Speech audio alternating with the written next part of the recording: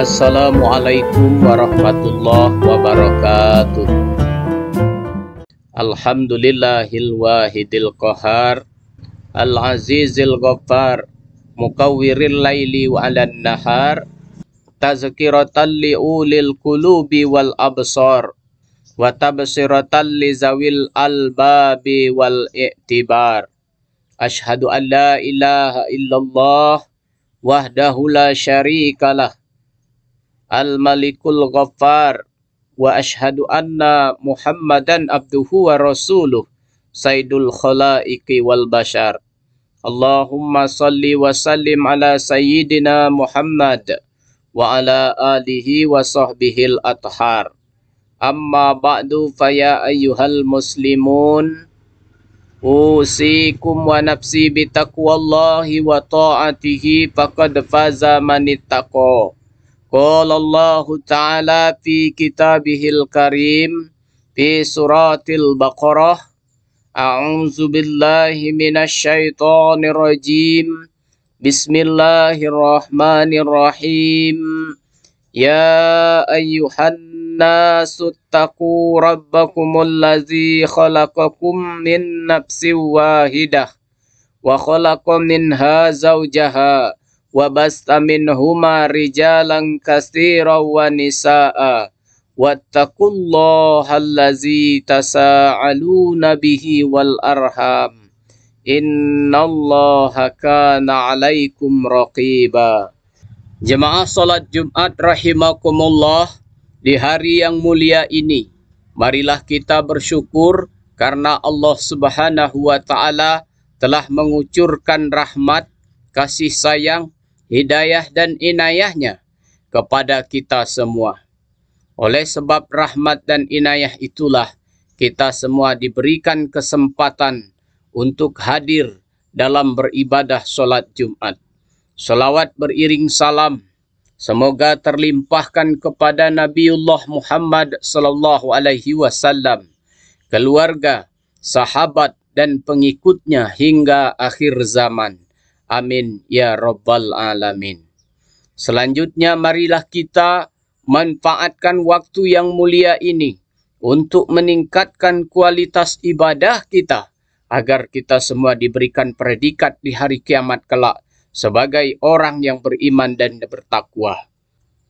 Mudah-mudahan dengan berkat rahmat hari Jumat ini, kita dan seluruh kaum muslimin dimanapun berada mampu melaksanakan semua ajaran Allah dan Rasul-Nya, serta meninggalkan semua yang menjadi larangannya.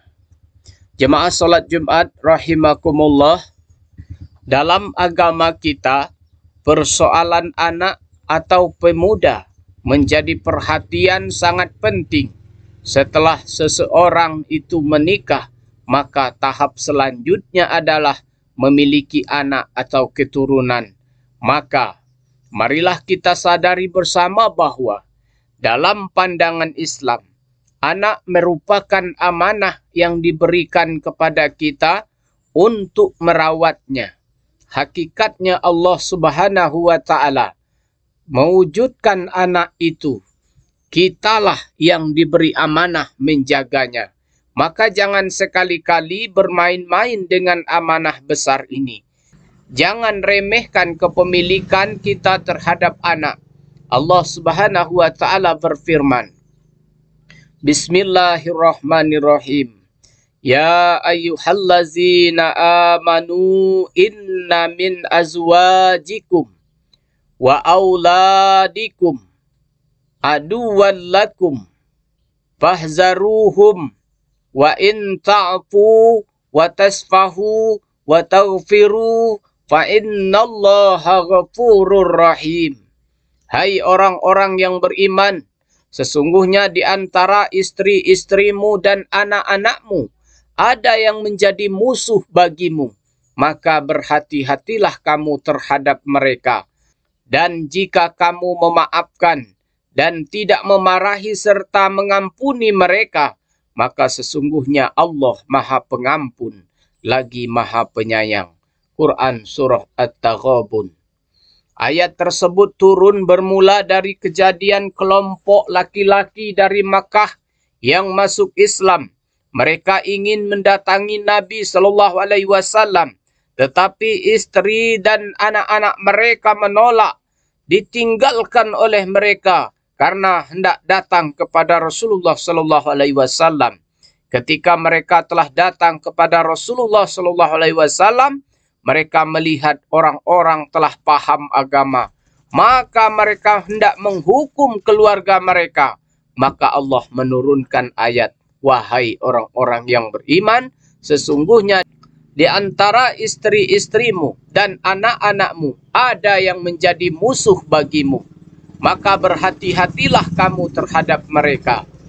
Jemaah salat Jumat rahimakumullah, tumbuh kembang anak dibentuk oleh pembiasaan dan dengan siapa anak itu bergaul. Maka setidaknya ada 3 hal yang paling dasar dalam mendidik anak dengan adab. Pertama adalah dengan membiasakan pada ucapan yang baik, mencarikan lingkungan serta teman yang baik. Salah satunya adalah dengan sering memperdengarkan lantunan ayat suci Al-Quran di rumah.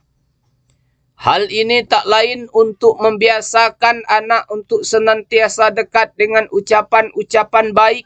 Sebab kalimat terbaik adalah kalam Allah, yaitu Al-Quran, yang di dalamnya terkandung banyak rahasia dan obat. Yang kedua, memberi makan dengan makanan dan minuman yang halal. Termasuklah pakaiannya, barang-barang yang dikenakannya. Semuanya harus tidak dicampur dengan yang subhat dan haram. Makanan, minuman, pakaian, dan apa yang dikenakan jika itu haram, maka sangat berpengaruh terhadap perilaku anak. Sulit berjalan ke tempat-tempat yang diridhoi oleh Allah Subhanahu wa Ta'ala. Yang ketiga, memberi pendidikan dasar yang tepat. Bagi anak, pendidikan adab merupakan perkara yang paling utama. Sebab mereka mempelajari ilmu-ilmu pengetahuannya. Adab pertama yang harus diajarkan adalah adab kepada Allah Subhanahu wa Ta'ala, adab kepada Nabi, adab kepada orang tua, dan adab kepada guru. Adab kepada Allah adalah dengan pendidikan tauhid, mengenalkan siapa yang menciptakan alam, mengatur, dan sifat-sifat Allah harus dikenalkan. Maka 2 kalimat syahadat merupakan dasar bagi pendidikan tauhid. Jemaah salat Jumat rahimakumullah, sesungguhnya metode pendidikan anak merupakan hal yang paling penting dan paling ditekankan. Anak-anak itu adalah amanah bagi kedua orang tuanya. Hatinya yang suci merupakan permata yang paling berharga. Belum terukir dan terbentuk, dia menerima setiap bentuk ukiran dan cenderung kepada setiap hal yang digiring kepadanya. Jika dibiasakan yang baik dan diajarkan kebaikan, maka ia akan tumbuh menjadi baik dan bahagia di dunia dan akhirat. Ayahnya, gurunya, dan setiap orang yang mendidiknya juga akan mendapatkan pahala. Namun jika kebiasaan dengan keburukan, maka dia akan celaka. Mendidik anak-anak berarti menghantarkan mereka menuju kebahagiaan di dunia dan akhirat. Sebaliknya, mengabaikan pendidikan anak adalah menjerumuskan mereka ke dalam kesengsaraan, menyebabkan orang tua akan menerima balasannya di akhirat kelak. Oleh sebab itu, seyogyanya sejak kecil anak-anak diajarkan pendidikan adab yang bersumber dari Al-Quran dan hadis, cerita-cerita orang soleh. Hal ini akan menumbuhkan kecintaan kepada Al-Quran, hadis, dan juga kepada orang-orang soleh, sehingga anak dapat tumbuh dengan ittiba pada hal-hal tersebut. Mudah-mudahan kita dan anak-anak kita selamat dari segala macam fitnah, selalu dalam kasih sayang Allah Ta'ala, selamat di dunia, bahagia di akhirat. Amin ya rabbal alamin. Barakallahu li wa lakum fil Qur'anil azim. Wa nafa'ani wa iyyakum bima fihi minal ayati wa zikril hakim. Aqulu qawli haza fastaghfiruhu innahu huwal ghafurur rahim.